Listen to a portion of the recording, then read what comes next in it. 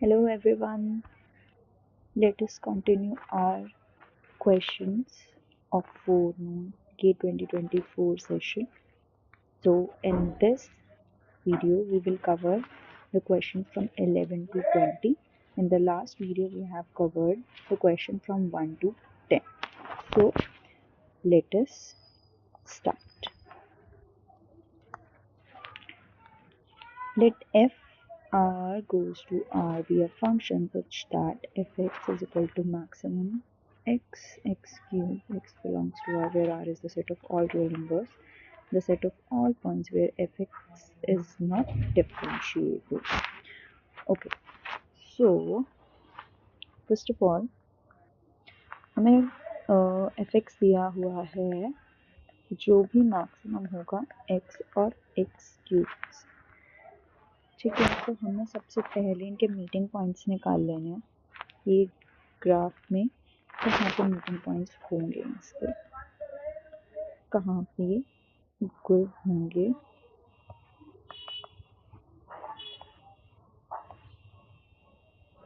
So let us equate them, ठीक है। यहाँ से हम x इज इक्वल टू 0 निकाल सकते हैं। इस पे हम लोग 1 माइनस एक्स स्क्वायर पे हम लोग इसको a square minus B square की प्रॉपर्टी लगा के a प्लस बी और a माइनस बी लिख सकते हैं। तो हमारा क्या आ जाएगा 1 minus X is equal to 0, 1 plus X is equal to 0, ठीक है। So x is equal to 0, 1 minus x is equal to 0, 1 is equal to x, 1 plus x is equal to 0, तो x is equal to minus 1। तो हमारी x की तीन values आ गई हैं 1 minus. Okay, तो अब इस फंक्शन को हम based on these values piecewise divide कर लेते हैं, ठीक है। सो अगर हमारा फंक्शन -1 से छोटा होगा तो हमारा fx क्या होगा। लेट्स से हम लोग एक -2 की वैल्यू देख लेते हैं। -2 और -2 का क्यूब कौन सा बड़ा होगा, -2 एंड -8। -2 इज बड़ा, -2 बड़ा है हमारा, तो हमारा जो fx होगा वो इसमें x होगा।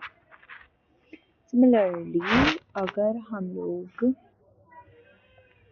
-1 और 0 के बीच में देखें तो हमारे fx की वैल्यू क्या होगी, कोई भी वैल्यू ले लेते हैं, -0.2 और 0 का क्यूब करोगे तो भी 0, तो इसमें हमेशा हमारा 0 ही बड़ा होगा, राइट। सॉरी, 0.-0.2 का क्यूब, राइट। तो ये कितना आ जाएगा, क्योंकि ये वैल्यू छोटी होगी तो यही बड़ी मानी जाएगी, तो हमारा एक्स क्यूब इसमें बड़ा रहेगा। अगर हम 0 से 1 के बीच की वैल्यू देखते हैं तो हमारा क्या फंक्शन होगा,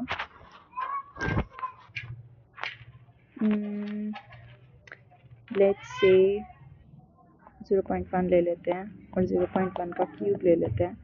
अगेन ये 0.001 हो जाएगा, बट ये 0.1 रहेगा, तो हमारा ये वाली वैल्यू ज़्यादा बड़ी रहेगी, तो हमारा x फंक्शन होगा यहाँ पे। और अगर हम x से बड़ा मतलब 1 से बड़ा लेते हैं तो ऑब्वियसली हमारा x क्यूब बड़ा होगा। We can again take some example and perform the calculation. Okay, on the third step,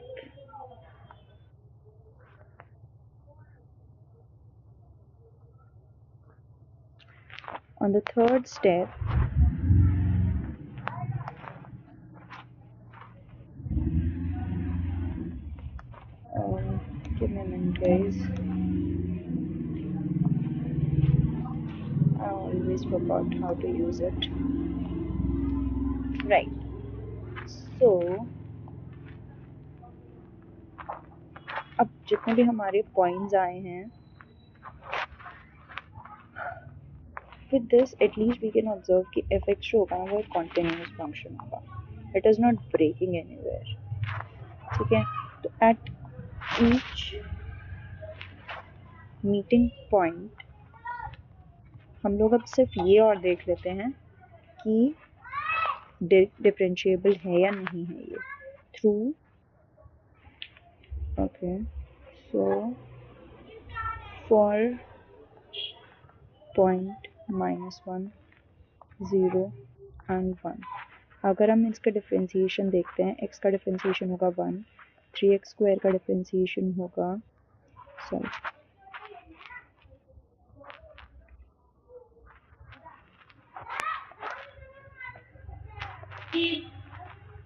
x³ का डिफरेंशिएशन होगा 3x². राइट, तो इसमें अगर हम -1 डालते हैं तो 1 तो एज इट इज़ रहेगा. 3 × -1 का square would be 1, 3. Is it equal? No, it is not equal, तो ये डिफरेंशिएबल नहीं होगा.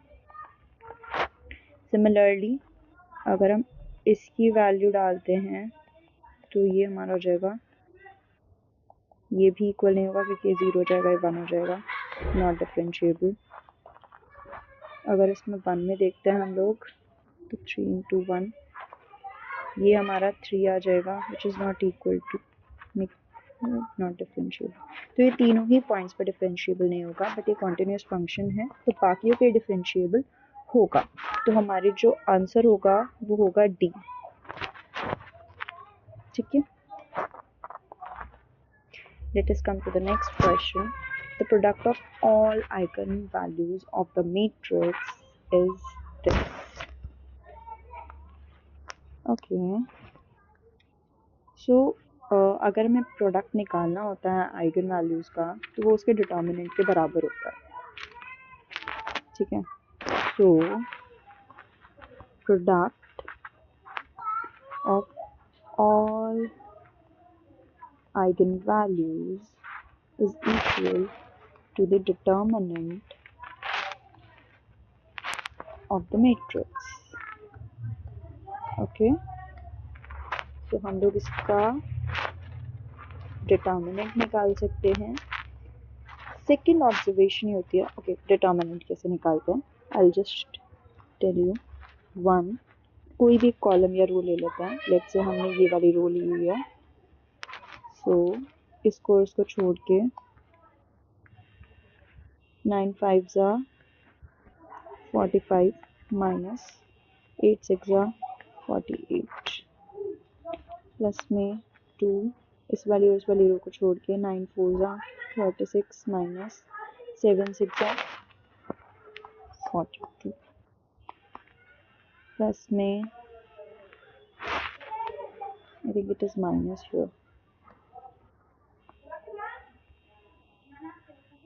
8 4 ज़ा again 32 minus 35, right? तो ये 45 में से 48 गए तो 6 7 8, it's 3 minus 36 और 42 में कितना डिफरेंस होता है हमारे पास 6 2 ज़ा 12 प्लस में ये हमारे पास कितना डिफरेंस हो गया 32, 3 हमारा ये डिफरेंस हो जाता है. 3 × 3 is 9, 3 minus 12 plus 9 which is equal to 0 only. so हमारा जो प्रोडक्ट आएगा आइगन वैल्यूज़ का वो 0 आएगा.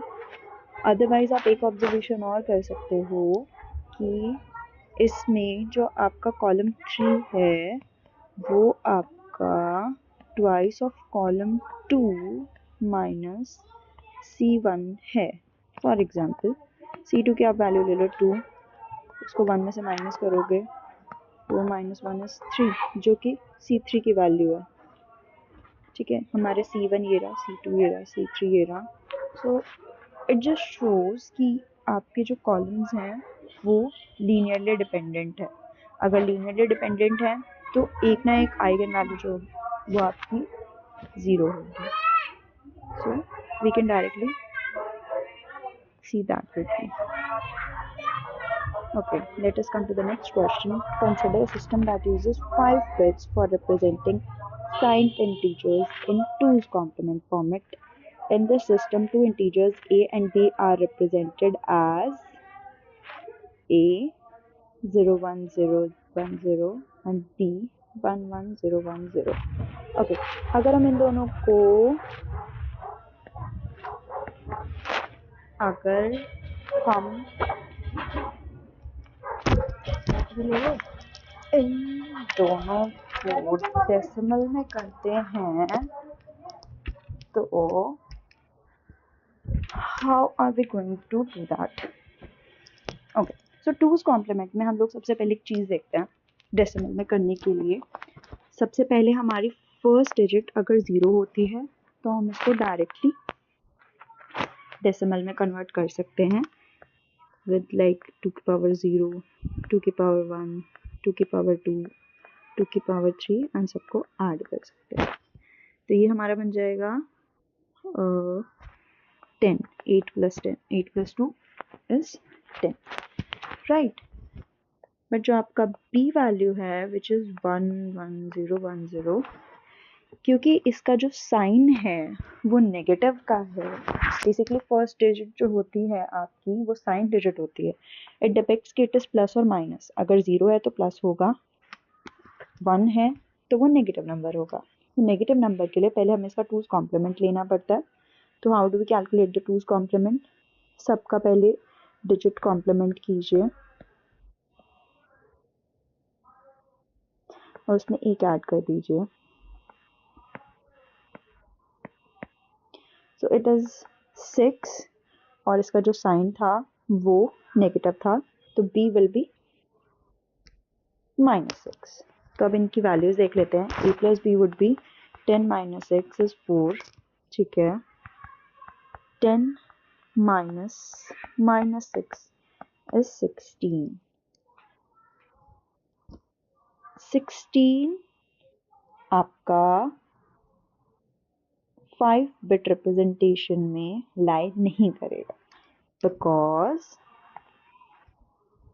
आपकी जो 5 डिजिट्स होती हैं उसकी जो रेंज होती है हमारे पास वो रेंज होती है 2 minus 2 to the power 4 to 2 to the power 4 minus 1. ठीक है, तो ये होगी आपकी -16 से टू 15. बट ये जो हमारी वैल्यू है वो 16 है, तो ये ओवरफ्लो करेगा. तो हमारा जो ऑप्शन है वो बी करेक्ट हो जाएगा. बाकी भी देख लेते हैं हम लोग. -6 एंड -10 वुड बी -16, बट क्योंकि ये रेंज में लाई कर रहा है तो it will not overflow. And 2 into -16 is -12. ठीक है, तो हमारा जो आंसर होगा वो बी होगा.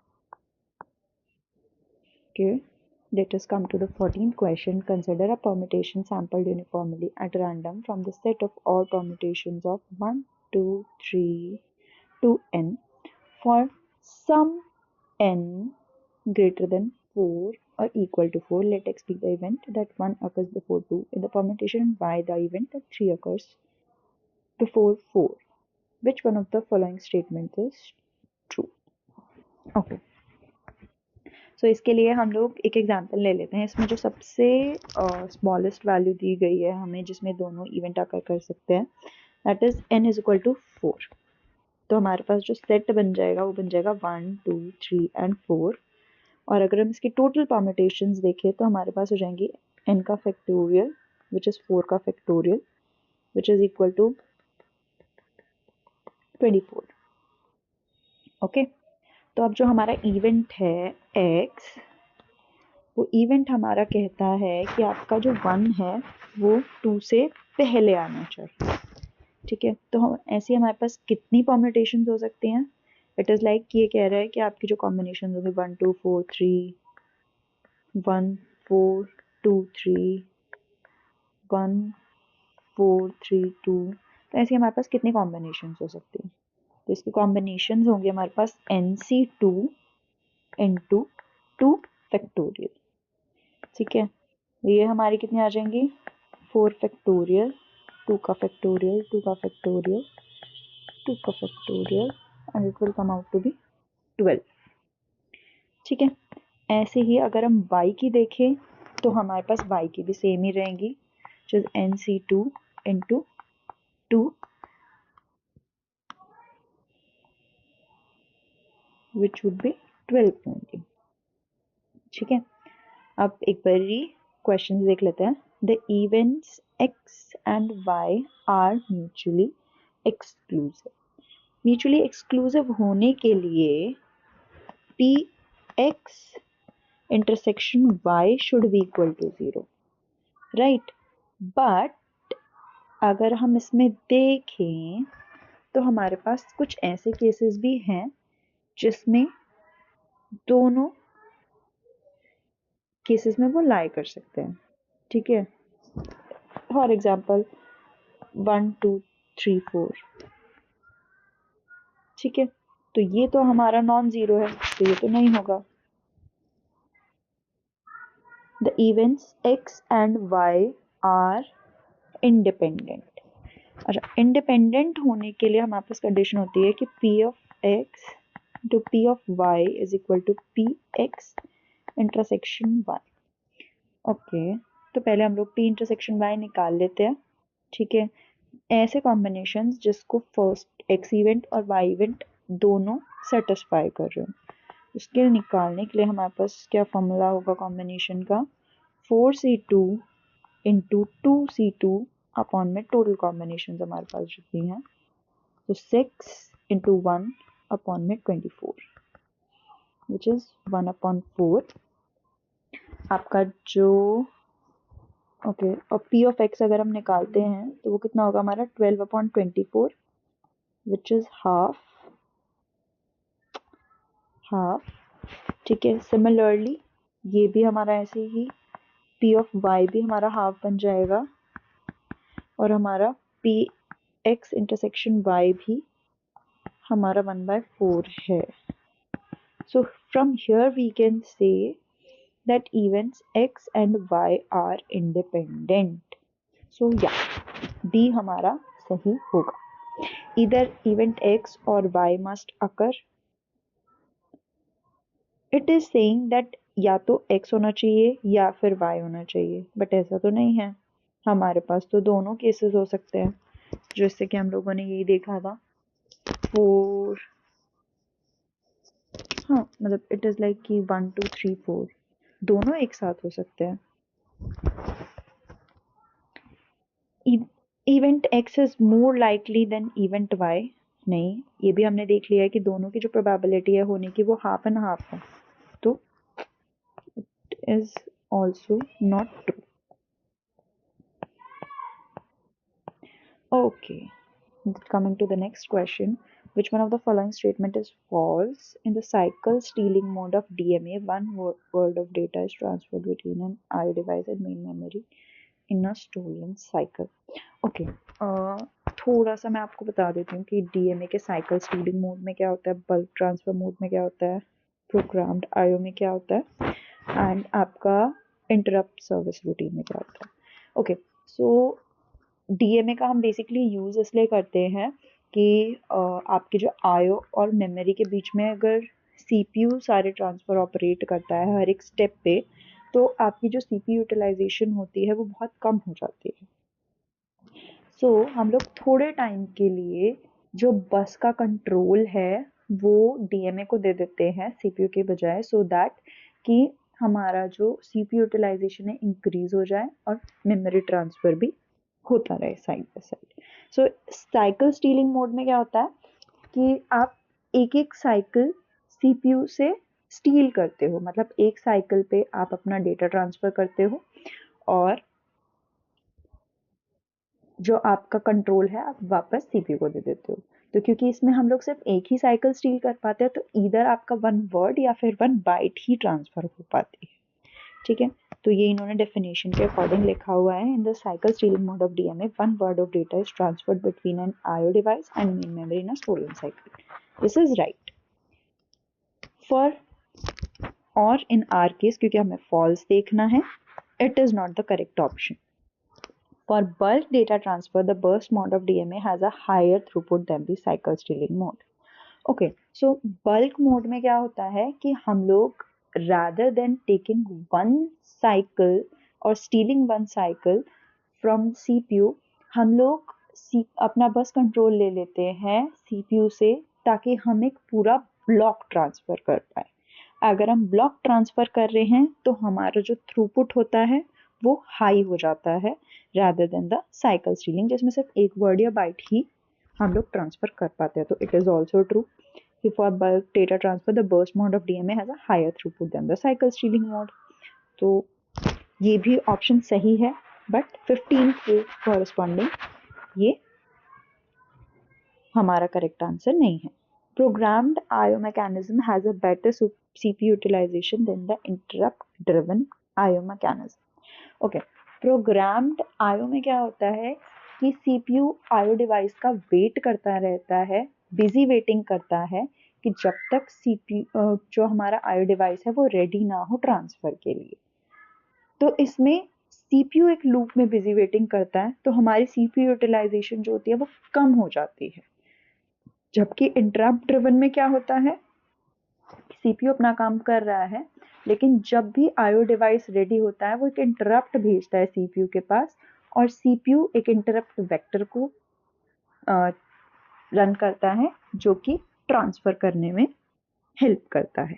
So it is wrong statement कि प्रोग्राम आईओ में हमारा सीपीयू यूटिलाइजेशन बेटर होता है. इसमें हमारा सीपीयू यूटिलाइजेशन कम होता है क्योंकि सीपीयू को वेट करना पड़ता है. तो it is the correct option for the 15th क्योंकि ये रॉन्ग स्टेटमेंट है.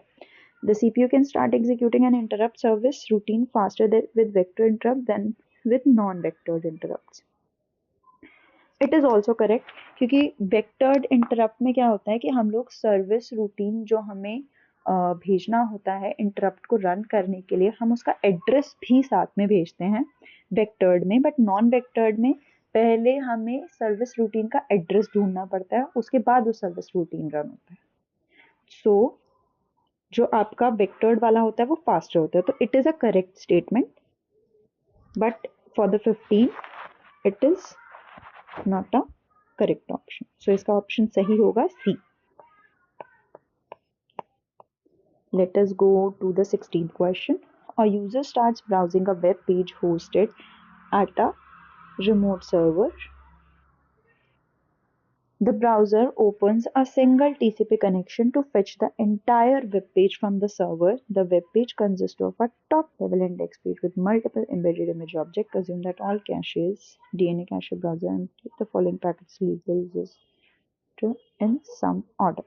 तो आपको ना कुछ स्टेप्स दिए हुए हैं जिसमें आपको टीसीपी कनेक्शन से एक वेब पेज को सर्वर से लेके आना है. बट इसमें कहा गया कि आपकी डीएनएस जो है वो खाली है. तो you have just the name of that site. Late से आपके पास गूगल की साइट है, ठीक है, तो आपने सिर्फ गूगल www.google.com है आपके पास, ठीक है. तो आपका फर्स्ट टास्क जो होगा वो होगा कि आपको उसका आईपी एड्रेस चाहिए. तो आपको डीएनएस पहले रन करना पड़ेगा सो दैट कि आप इसका आईपी एड्रेस निकाल सको. सो हमारा DNS request resolve the web servers names to its IP address, ये हमारा फर्स्ट हो जाएगा. सेकंड होगा आपका, क्योंकि आपके पास आईपी एड्रेस आ गया है, अब आपको एक कनेक्शन एस्टैब्लिश करना पड़ेगा क्योंकि एचटीटीपी सिर्फ कनेक्शन के ऊपर वर्क करता है. तो TCP SYN to open a connection to the web server, ये आपका सेकंड हो जाएगा. अब इसमें लिखा है कि हमारे पास एक इंडेक्स पेज है और उसमें मल्टीपल एम्बेडेड ऑब्जेक्ट्स हैं. तो पहले हमें पेज की रिक्वेस्ट करनी पड़ेगी, तो ये हमारा फर्स्ट हो जाएगा http get request for the index page.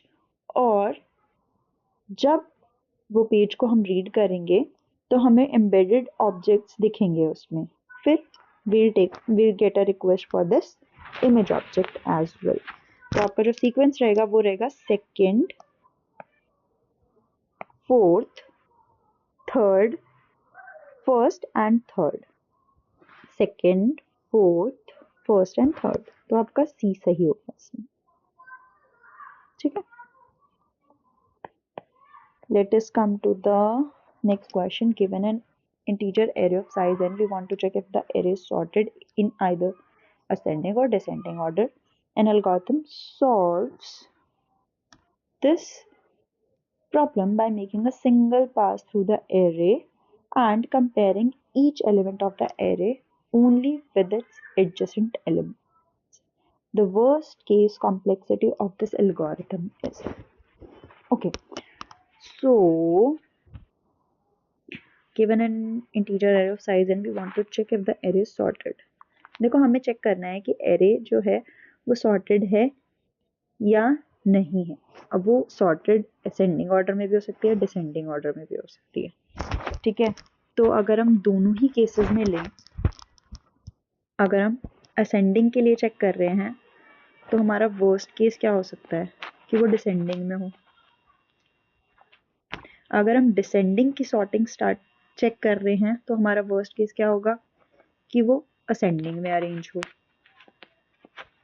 ठीक है.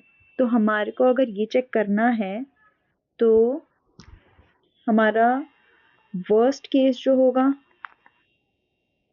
उसमें हमें पूरा ट्रेवर्स करना पड़ेगा. ठीक है. और जो आपका बेस्ट केस होगा उसमें भी आपको पूरा ही ट्रेवर्स करना पड़ेगा. ठीक है.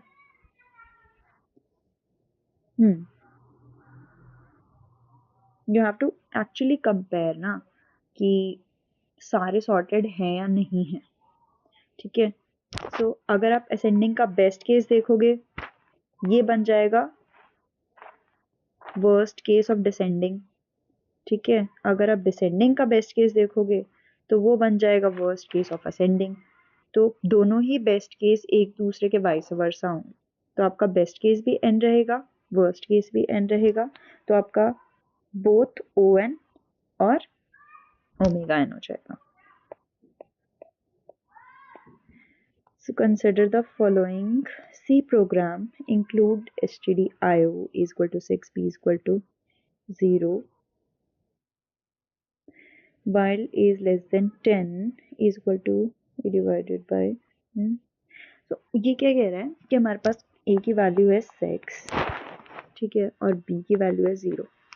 ठीक है. तो एक while लूप चल रही है जिसमें जब तक a जो है वो 10 से कम होगा तब तक अंदर की चीज रन होगी. ठीक है. तो अभी 6 है क्योंकि इसकी वैल्यू, तो 6 फर्स्ट रन, ये first iteration is the better word actually. First iteration में 6 इज लेस देन 10, तो a is equal to 6/12 plus 1 which is equal to 1/2 plus 1, right. तो ये हो जाएगा कितना 1.5, राइट. बट ये क्या है, ये इंटीजर है, ये फ्लोट नंबर नहीं है हमारे पास. तो a जो स्टोर करेगा वो 1 करेगा सिर्फ. ठीक है. तो अब a जो हो जाएगा a is equal to a plus B. This वाली लाइन आई एम इम्प्लीमेंटिंग और यहाँ पे इस वाली लाइन की इम्प्लीमेंटेशन हुई है. ठीक है. तो b की वैल्यू हमारी 0 है तो 1 प्लस 0 इज 1 ओनली. ठीक है. अब अगर हम सेकेंड आइटरेशन में देखें 1 इज अगेन लेस देन 10. ठीक है.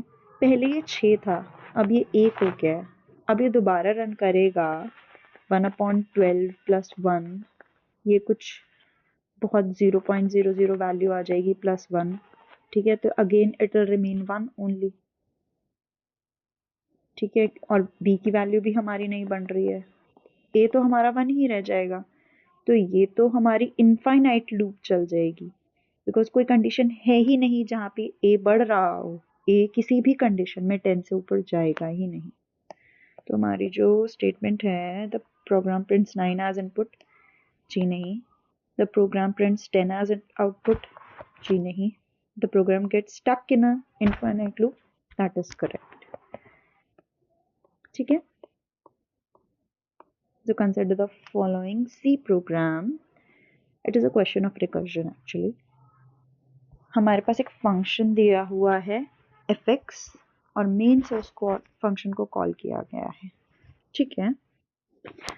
void fx हमारी यहाँ से रन होना स्टार्ट कर रहा है, तो fx को अगर हमने कॉल किया, let's say we have called fx,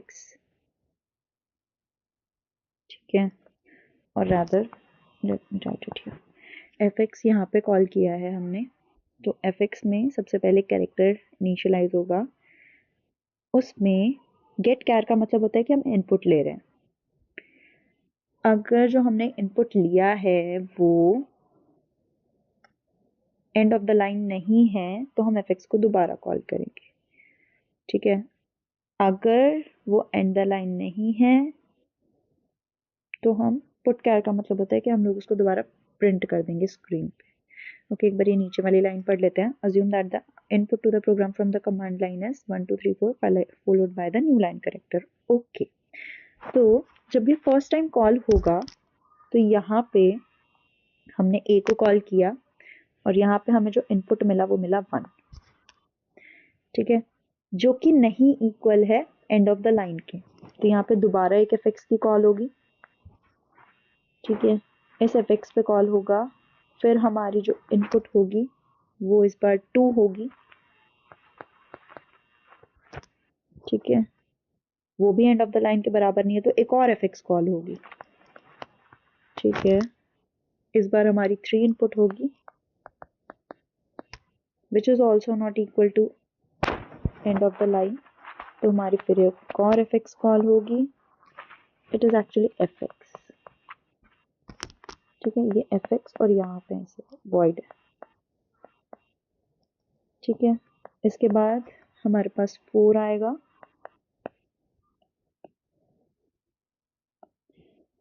और इसके बाद हमारा जो fx होगा उसमें हमारा एक न्यू लाइन कैरेक्टर आएगा,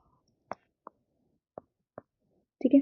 अब यहाँ पे क्योंकि ये न्यू लाइन कैरेक्टर है तो fx कॉल नहीं होगा और हमारा जो है न्यू लाइन कैरेक्टर है तो हमारा put char, okay it is right, क्योंकि ये ऑन न्यू लाइन कैरेक्टर है तो इस पे भी नहीं जाएगा ये, तो यहाँ से ये सिर्फ रिटर्न हो जाएगा, रिटर्न होके इस वाले दोबारा fx वाले पे जाएगा। यहाँ पे हम देखेंगे क्योंकि fx की कॉल यहाँ पे हो चुकी थी, अब वो इस वाली लाइन पे पुट जाएगा और लाइन पे देखेगा कि it is not equal to end of the line, तो ये 4 प्रिंट कर देगा, यहाँ पे पुट कैर 4 आ जाएगा, ठीक है। यहाँ से भी रिटर्न होगा और यहाँ पे रिटर्न होने के बाद ये इस वाली कॉल पे जाएगा, यहाँ पे भी देखेगा ये एंड लाइन नहीं है तो यहाँ पे ये प्रिंट कर देगा 3, पुट कैर 3 आ जाएगा यहाँ पे। Again it will go back to this one और यहाँ पे भी पुट कैर 2 आ जाएगा, ठीक है, और फिर ये यहाँ पे जाएगा और यहाँ पे भी पुट कैर 1 आ जाएगा, ठीक है, एंड इट विल स्टॉप और यहाँ से ये रिटर्न मेन को 0 हो जाएगा। तो हमारा जो प्रिंट होगा वो होगा 4 3 2 1। तो ऑप्शन देख लेते हैं। The program will not terminate, it will terminate. The program will terminate with no output, नहीं, the program will terminate with 4 3 2 1 as output, it is correct, ठीक है, because it is in recursion। Okay, let us come to the last question of today.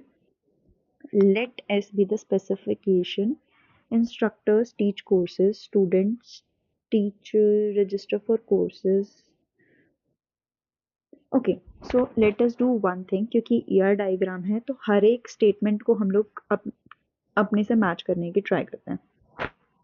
Instructor teachers courses, तो instructor teachers courses, instructor teachers courses, instructor teachers courses, instructor teachers courses, ये सब में apply हो रहा है, ठीक है। Student register for courses, student register for courses, student और रजिस्ट्रेशन का यहाँ पे कोई लिंक नहीं है तो ये वाला नहीं होगा। यहाँ पे हमारे पास स्टूडेंट ही नहीं है तो ये वाला भी नहीं हो सकता।